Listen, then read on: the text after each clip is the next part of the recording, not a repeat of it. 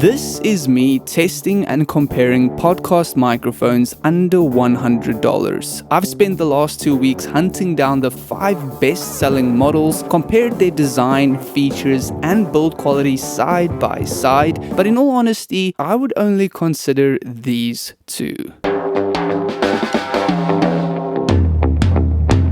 So, in 2025, starting a podcast has become even more popular than before. And whether you are a beginner or looking to upgrade the gear you already have, these 5 budget podcast microphones are the ones I would have a look at. To kick things off, let's jump straight into a sound test comparison. Starting off with the Elgato Wave DX, I have this microphone set up around 3 inches from my mouth, and this is what this microphone sounds like. Moving on to the Rode Pod mic, I currently have this microphone set up around 3 inches from my mouth, and this is what this microphone sounds like. Next, we have the Audio-Technica AT2040 set up and ready to go. I have the capsule around 2 to 3 inches from my mouth, and this is what this microphone sounds like. I now have the Maono PD300X set up and ready to go with the capsule around 3 inches from my mouth, and this is what this microphone sounds like. Finally, I have the Fifine K688 microphone set up and ready to go. I have the capsule about 3 inches from my mouth, and this is what this microphone sounds like.